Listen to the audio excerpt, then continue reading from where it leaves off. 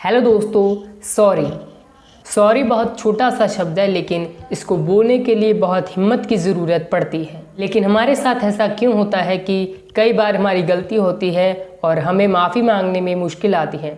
इनके पीछे कई कारण हो सकते हैं, तो आज के इस वीडियो में हम इसी के बारे में बताएंगे कि वो कौन से कारण हैं जिसकी वजह से आप किसी से माफ़ी मांगने से हिचकिचाते हैं और कैसे हम अपनी गलती के लिए किसी से भी माफ़ी मांग सकते हैं।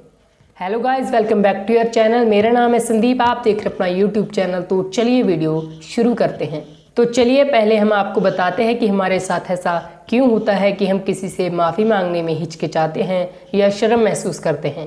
तो आइए जानते हैं इसके पीछे के कुछ कारण। नंबर 1, घमंड यानी ईगो। एक व्यक्ति जिनका नाम रकुल है, वो कहते हैं कि अगर मैं किसी से माफ़ी मांगूंगा तो मेरी समाज में क्या इज्जत रह जाएगी। इसे हम घमंड कहते हैं। जब आप में घमंड होता है तो आप अपनी गलती कबूल करने में शर्मिंदगी महसूस करते हैं। इसीलिए पहले आपको अपनी ईगो को साइड में करना होगा, फिर ही आप अपनी गलती के लिए किसी से भी माफ़ी मांग सकते हैं। नंबर 2, गलती मेरी नहीं है। मेरे ख्याल से आपको भी ऐसा ही लगता होगा कि हमें माफ़ी तभी मांगनी चाहिए जब आपकी गलती हो। जहाँ पर रमन जी कहती है कि मुझे माफ़ी मांगना तब आसान लगता है जब मेरी गलती हो, लेकिन जब हम दोनों की गलती हो और दोनों ने एक दूसरे को भला बुरा कहा हो तो अकेली मैं ही माफ़ी क्यों मांगूं। इसके पीछे एक कारण है कि यदि आप अपने रिश्ते को, किसी भी रिश्ते को, वो चाहे दोस्ती का हो, रिश्तेदार हो या आपके पेरेंट्स हो, किसी भी रिश्ते को बरकरार रखने के लिए कभी कभी आपको झुकना ही पड़ता है। इसलिए कभी कभी आपकी गलती ना होकर भी आपको अपनी गलती माननी पड़ती है, सिर्फ इसलिए कि आप अपने रिश्ते को बचा सके। वो रिश्ता कोई भी हो सकता है। तो ये कारण होता है किसी भी गलती को ना करने के बावजूद अपनी गलती मानने का। और अगर आपको ऐसा लगता है कि गलती सिर्फ सामने वाले की है तो आप शायद सोचे कि मुझे माफ़ी मांगने की कोई ज़रूरत नहीं है, लेकिन ऐसा भी हो सकता है कि गलती आप दोनों की हो और दूसरा आप माफ़ी ना मांगकर सामने वाले को ये जता रहे हैं कि मेरी गलती नहीं है बल्कि मैं बेकसूर हूँ और तुम कसूरवार, जबकि आप दोनों की गलती हो सकती है। नंबर 3, परवरिश।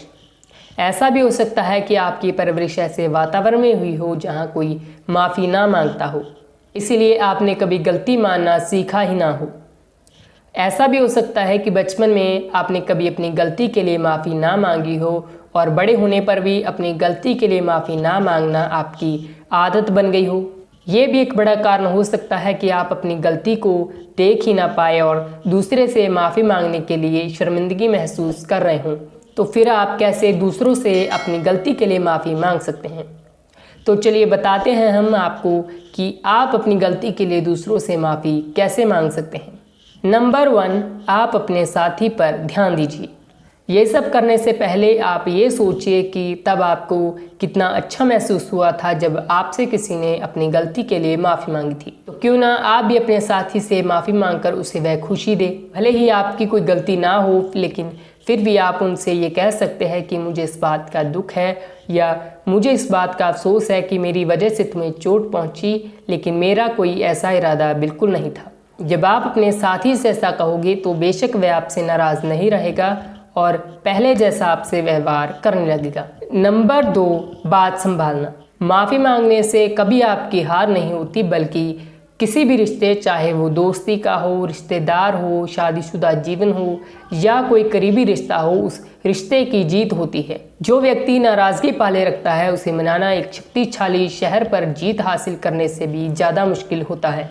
इसीलिए अगर आप किसी रिश्ते को सदाबहार अच्छा रखना चाहते हैं तो आपको माफ़ी मांगने में बिल्कुल देर नहीं लगानी चाहिए, वरना आप दोनों में सुलह करना बहुत मुश्किल हो सकता है। वही दूसरी तरफ अगर आप माफ़ी मांग लेते हैं तो बात वही के वही ख़त्म हो जाती है और बात का बतंगड़ नहीं बनता, और इस तरह आप देखोगे कि आपका अपने साथी के साथ रिश्ता और ज़्यादा मजबूत हो जाएगा। नंबर 3, जल्द से जल्द माफ़ी मांगे। ये सच है कि उस समय माफ़ी मांगना सबसे ज़्यादा मुश्किल हो जाता है जब गलती दोनों ने की हो। गलती चाहे सामने वाले से भी हुई हो, लेकिन इसका ये मतलब नहीं कि आपको अपने किए की माफ़ी मांगने की कोई ज़रूरत नहीं।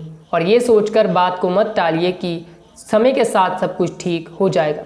ये सोचने की बजाय आप अपने साथी से जल्द माफ़ी मांग ले, वरना आगे जाकर बात बिगड़ सकती है और इसके कारण आप दोनों में दूरियां भी पैदा हो सकती हैं। नंबर 4, दिल से माफ़ी मांगी। आप अपने किए पर सफाई पेश करने की बजाय दिल से माफ़ी मांगी। जब आप दिल से माफ़ी मांगते हो तो आप ऐसे शब्दों का इस्तेमाल बिल्कुल ना करें, मुझसे गलती हो गई, मुझे नहीं पता था कि तुम राई का पहाड़ बना लोगे।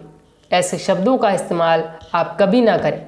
इसके बजाय आप अपनी गलती मानिए और उनसे कहिए कि मेरा मकसद तुम्हें दुख पहुंचाने का बिल्कुल नहीं था, मुझे दुख है कि तुम्हें मेरी वजह से दुख हुआ। फिर चाहे आपको ऐसा ही क्यों ना लग रहा हो कि उसे जो दुख पहुंचा वो जायज़ है। नंबर 5, सच्चाई का सामना। इस बात को मानकर चलिए कि कभी ना कभी आपसे भी गलती हो ही जाती है। ऐसा कौन सा मनुष्य है जो अपनी लाइफ में गलतियां नहीं करता। भले ही आपको लगे कि आपका कोई दोष नहीं है, लेकिन इस बात का भी ध्यान रखिए कि कई बातें ऐसी होती हैं जिन बातों का हमें नहीं पता होता, और इसीलिए हमें पूरी बात को पहले जान लेना चाहिए और फिर ही हमें कोई फैसला लेना चाहिए। So that's it for guys. अगर आपको वीडियो अच्छी लगी हो तो लाइक करें, शेयर करें, और वीडियो में कुछ अच्छा लगा हो तो नीचे कमेंट करें। चैनल पर नए हैं तो चैनल सब्सक्राइब करके नोटिफिकेशन बेल को ऑल पर सिलेक्ट करें ताकि हमारी लेटेस्ट वीडियोस की अपडेट्स आप तक सबसे पहले पहुंचे।